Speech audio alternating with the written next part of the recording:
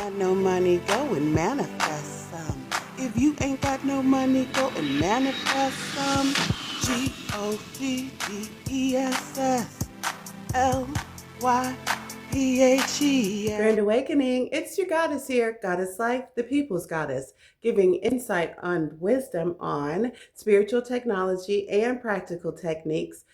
GLB spilling divinity, honey, divinity. For you to manifest the desires of your heart into your 3D physical experience. Always keeping it sage and hood, I inspire you to master your power to manifest your intentions with clarity. I am your favorite manifest enthusiast. As we get ready to approach into the summer here, we're going to have some informal talks, I guess not what you're used to. Anyways, that means I have my notes. That means I don't have my makeup on right now today. So we're just going to have to get it how we live for now, because the kids are going to be getting out of school for the summer tomorrow. And we have activities, and my little Gemma baby goes to swimming lessons on Wednesdays. Ow. So we are just going to keep rolling in an effort for me to establish some consistency, which I know that I need to be doing. Okay, so I am going to go over a summary of notes that I took yesterday, cumulative from a couple of days before we went on the holiday break from last week. This is pertaining to the P. Diddy trial. And what I'm doing is in this series is I am giving a brief summary of some things that I thought were interesting. Well, all of it is interesting. Literally cannot summarize the whole thing. We'll be here for hours. It's a lot of information and it's a lot of a lot, okay?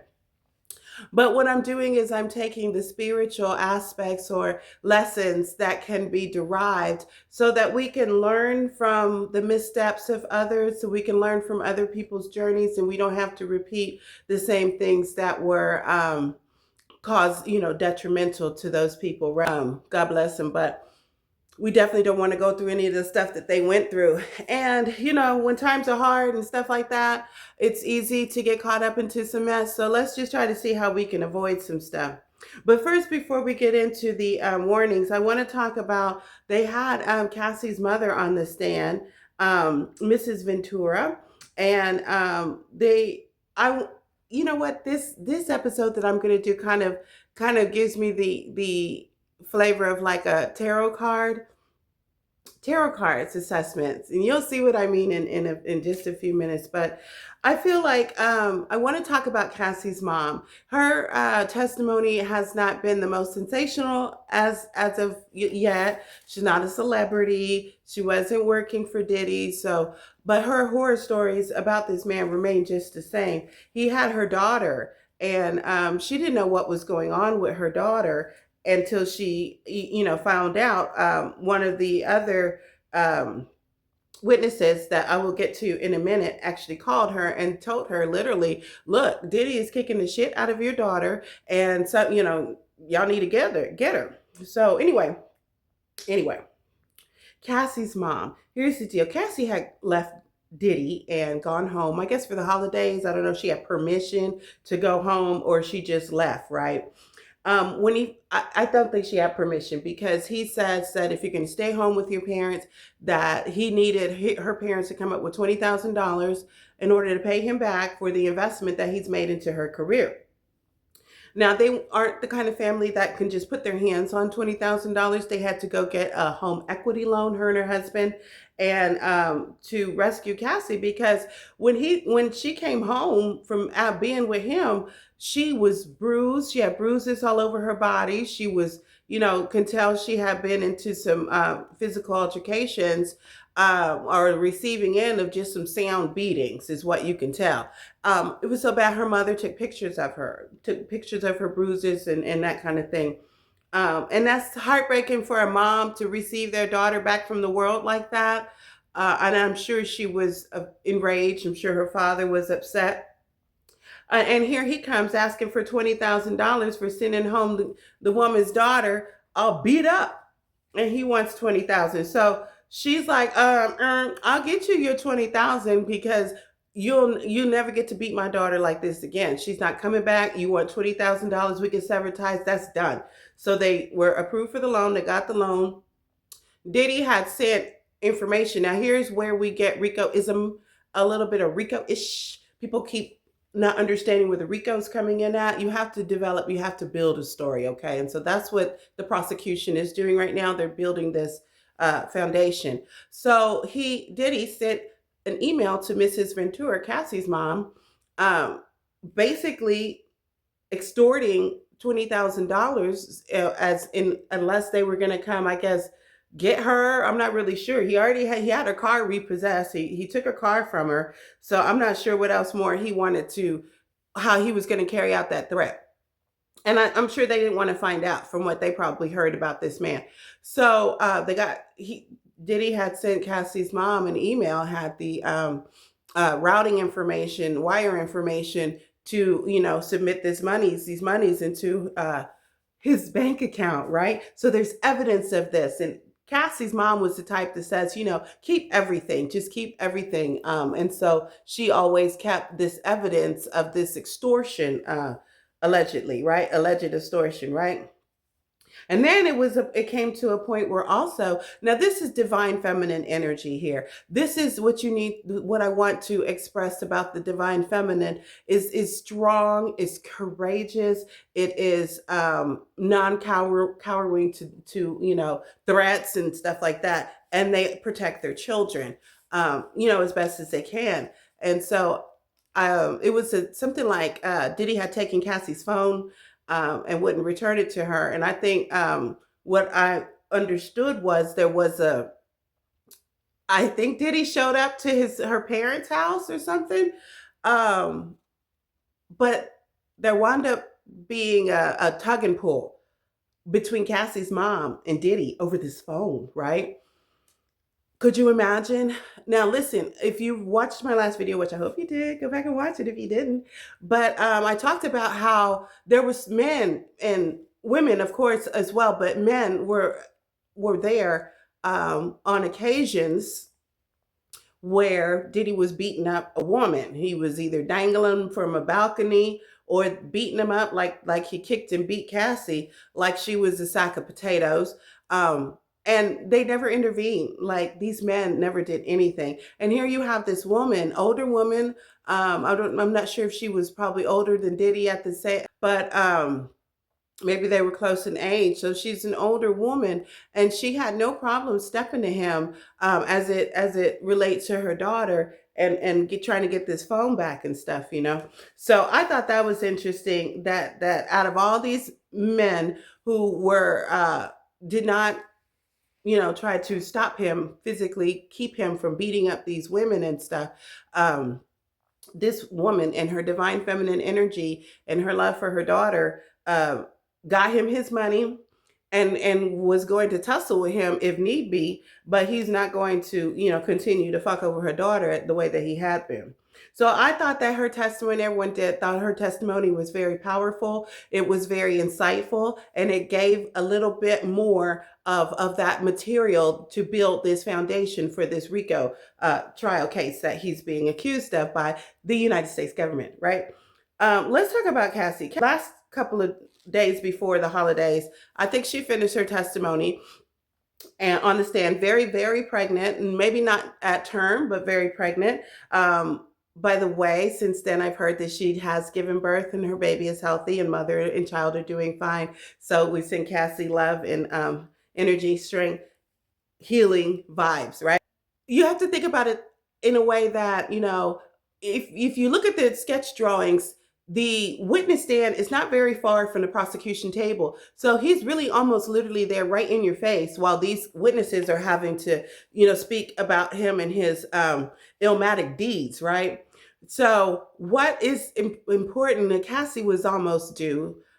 She was very big and pregnant. She was very much, I would say, in her Empress energy. She was in her Empress energy and she remained composed. It took a lot of courage and bravery for her to get up there on the stand and talk about all these terrible things that he did to her. And not only that, she had to talk about terrible things that she did in front of the world, the judge, the goddess in everyone.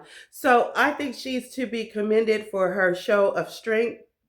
She literally had to sit there and stare down the devil and tell the truth. And that's what she did. She shared her story, which in my mind scores a dub for all of us who have the story that we can relate to with hers. And we appreciate coming out and speaking about these things. The more conversations that we can get going about this stuff, the better off we can be if we can communicate and share information with each other. So, yes, again, congratulations to her and her family. But just the simple fact that she had to sit up there, it's uncomfortable, I'm very sure.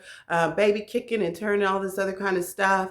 And she's recounting and having to relive probably the most horrible moments of her life, and while the person who made her life that way was sitting right there across. So she showed a real display of that Empress energy, and she did a lot. It's going to help hopefully put this man away, put him away, put him away. We also heard from Capricorn Clark. Capricorn, right? So I'm talking about divine feminine energy, Empress energy. Now we have Capricorn energy. And what I find very interesting is that her name is Capricorn Clark. She has been Diddy's assistant. And Capricorn in the tarot deck is the devil card, right?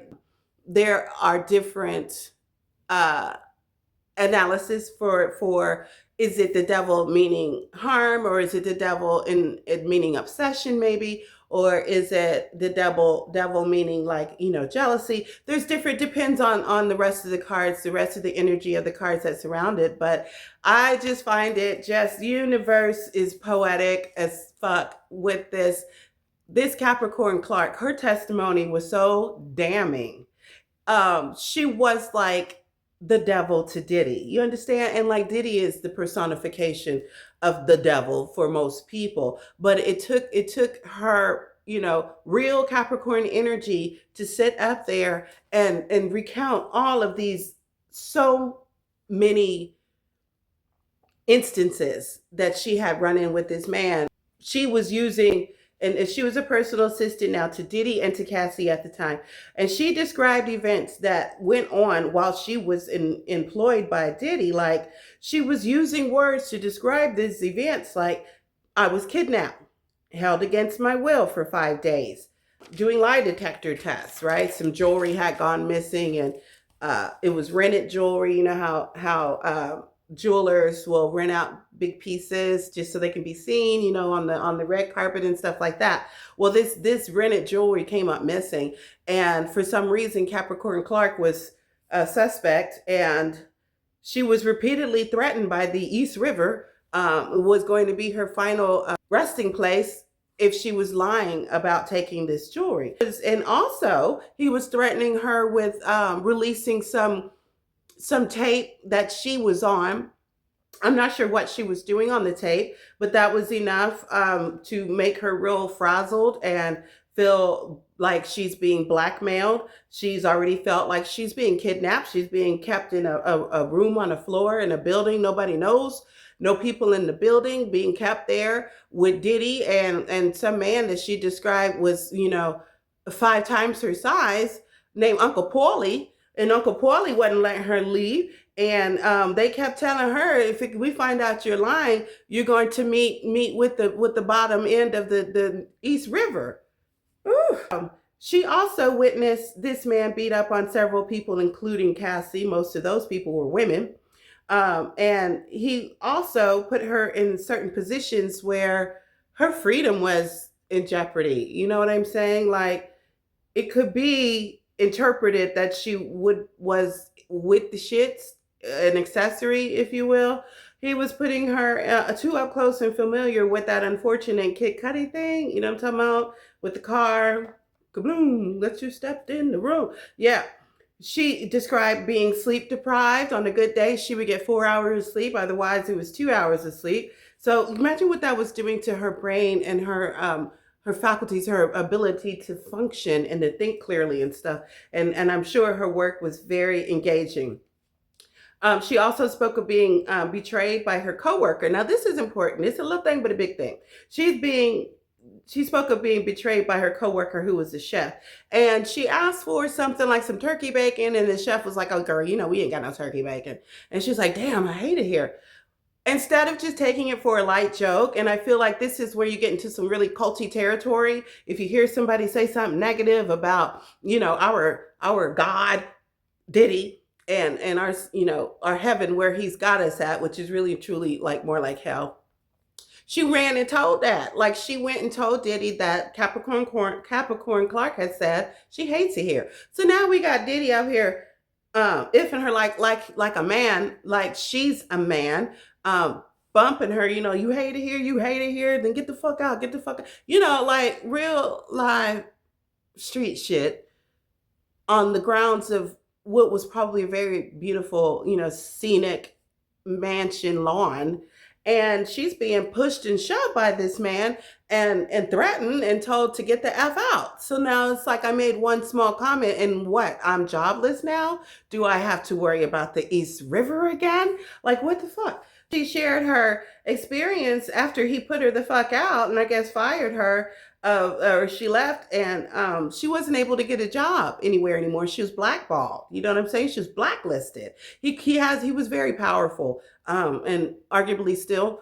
But at the time, he could pull some strings and get you a job, or get you put out of a job, or get them to not even entertain you for a job. And so these was what she was looking at on the other side of that estate that she was being put out of, for and Diddy's organization. And it is very much an organization, and that is the root of what is trying to be proven in court, is that these crimes allegedly that were committed or and carried out, extortion, blackmail, threats, allegedly, it takes organization. He did not act as a single person on his own. He would threaten Cassie, I'm gonna have somebody, do you something while I'm out of the country. So he had enough wherewithal and ability and resources to have somebody do something to somebody, physically cause harm, um, or end of life while he's out of the country. So that takes, planning, that takes organizing, and that takes having people to carry out these nefarious acts for him. So I think the prosecution is doing a very damn good job of establishing RICO. Okay, moving on. Capricorn Clark, after a while, went back to work for Diddy again, and he knows how to get a hold on people. He knows how to get a hold on people. And unfortunately, I feel like a lot of the people that he had doing his dirty work for him were his employees.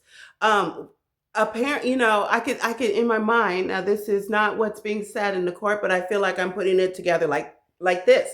He gets you in a situation in one of his parties, right? What new employee wouldn't want to be invited to a Diddy party? Celebrities all around, all this kind of stuff. And he did them like he did everybody else, recorded them doing some funny business, and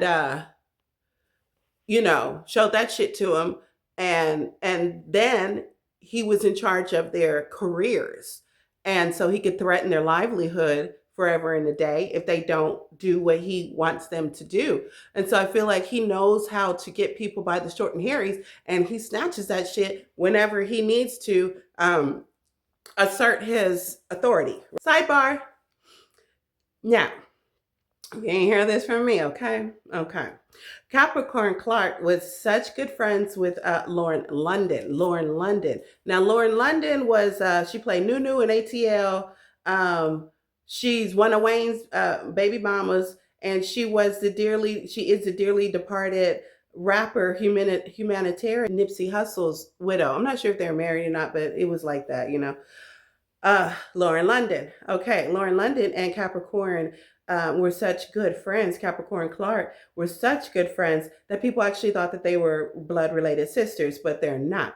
Okay, and I guess that's why they're not sisters, but that's why maybe she sided with Diddy after he got physical with sis Capricorn Clark. I don't know if it was that incident that I told you about where he was, bucking up to her and pushing her and stuff all over the mansion lawn, telling her to get the F out.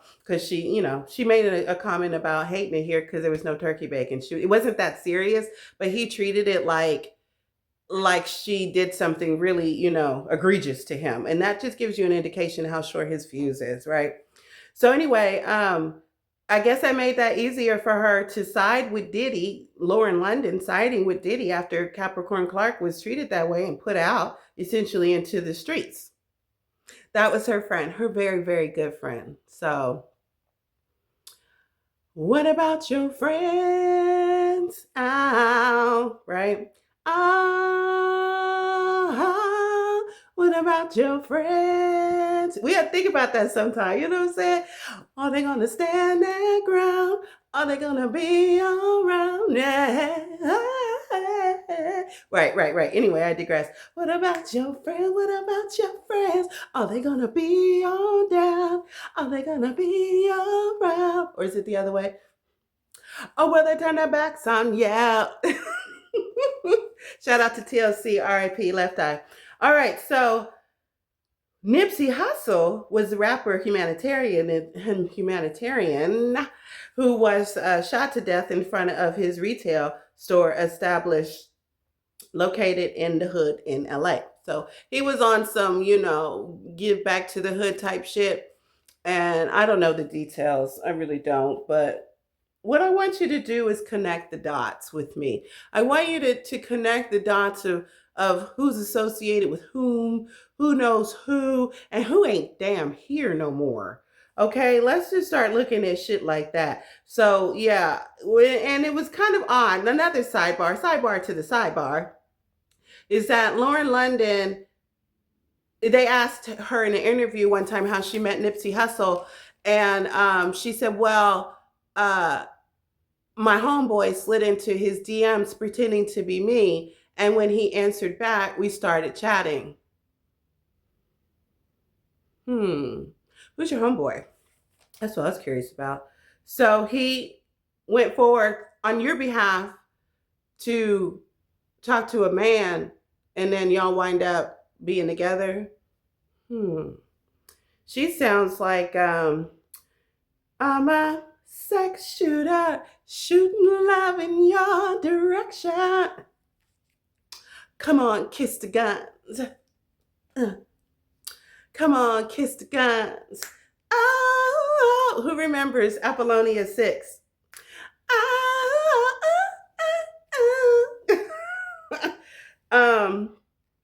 My point is, y'all know they got stuff like, called sex demons. GLB spilling diviniTea, honey. diviniTea.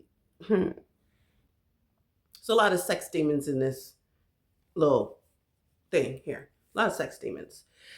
Anyway, somebody put Lauren off on, put her on Nipsey Hussle, and now he's not here anymore. I'm not saying it's Lauren's fault. I'm not saying it's anyone's fault. I'm just saying, the connections are ill.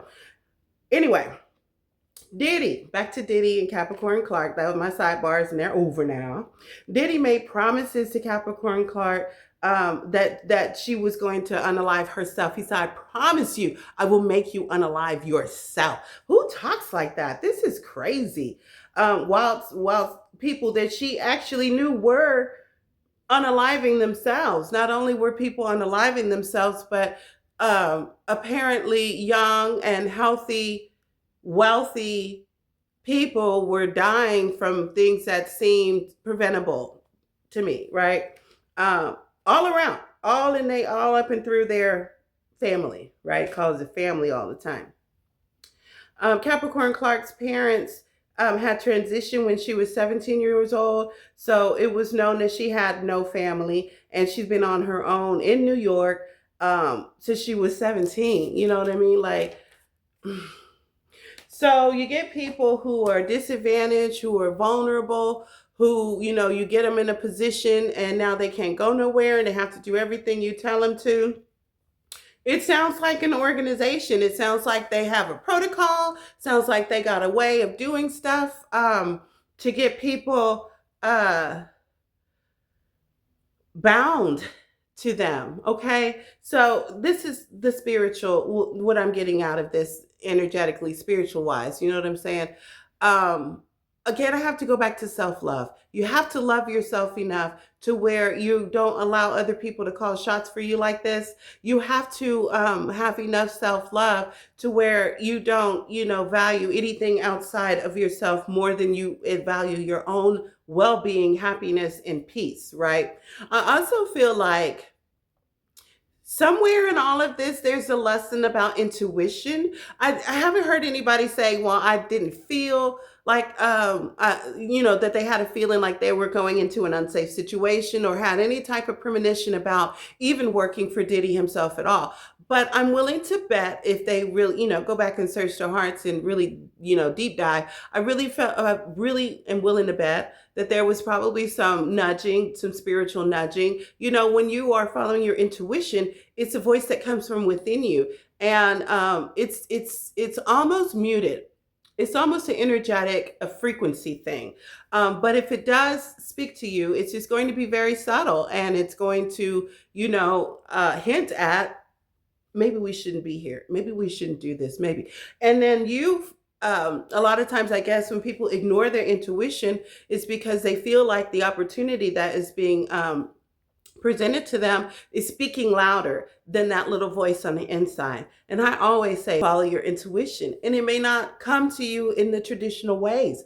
It may not show up in the form of a record label contract. It may not be a highfalutin position under a very powerful music mogul, which we now know is probably one of the last places we all want to end up anyway. You might be better off starting small. It might be a better thing to build your own studio, maybe start your own record label, or just put your music out there. We have a lot more opportunities to do that than we used to. So I'm hoping all of our, my music minded collective explores other options, because I am willing to bet that each mogul's family has an element of these things going on. I feel like Diddy probably did the most, the absolute most, but I'm willing to bet that this is a thing, and this is like how it goes. You know what I mean? So it's corrupt as fuck. I think it was Fife, R.I.P. Fife, or somebody from, oh, I just threw myself off. Wow, that's crazy. A Tribe Called Quest. But that used to be like, he slid that line in there. Record company industry is shady. So, and I'll find that song for you. I'll probably use it for this. But damn, he not here no more either. That's wild. R.I.P. But yeah, so I just wanted to kind of put a couple of things together, give you a brief summary of what's going on in arguably one of the most, what's the word am I looking for? It's popular, one of the most popular cases, trials, maybe in history, in American history, you know what I'm saying? And this thing is just getting bigger, and the reach is going out farther. So we're going to play connect the dots the rest of this time, right? And we're going to kind of see how this whole thing, listen, they're all in on it. That's what I think. That's what I think. You have to do a certain amount of things to get that boost to that level. So it'll be interesting to see what other names come up and come out, and other people that Diddy had a foothold on that did things for him or because of him. Okay, so that's all I have for today. I had to take an opportunity just to go ahead and make the video. Didn't get a lot of time to prepare, and just want to kind of start talking to y'all. You know what I'm saying? But yes, self-love, follow your intuition. If it ain't right, if it don't seem right, if it's something about it, but I can't put my finger on it, fall back until you figure out what it is. GLB spilling divinity, honey, divinity. Look, you have to be strong and dig deep into your divine feminine energy, which we all have inside of us, divine masculine and divine feminine energy. We have them both. And I feel like if you're vulnerable, then you rely on that divine masculine energy and feminine to give you that protection and to give you that courage and to let you know, like, if you miss out on this opportunity, it ain't the one for you. This is going to cost you more than it's going to yield back into your life. And I think that's what's happened with a lot of people that join the bad boy family, and we'll see how far this chick goes, right? All right, well, that's it. I hope this helps somebody. Share this video, like, subscribe, do the things for me, especially share. You never know what goes on behind closed doors, especially evidenced by this whole thing. All this shit was going on, and most people were none the wiser, right? But you never know what goes on behind closed doors, and this could really help somebody. So please share, like, subscribe, do the things so I can get my channel out there, get my messages out there, and could really, help people. That is my goal. Anyway, like I always say, love yields peaceful, harmonious energy. If it's not that, it ain't love. Nope. Self-love is paramount. You have to have that self-love and follow your intuition. Well, that's all. Until next time, goddesses bless. GLB spilling diviniTea, honey. diviniTea. Still with source, one-on-one. Astro playing at night for fun. So if you ain't got no money, go and manifest some. GODDESSLYPHE, yeah. GODDESS.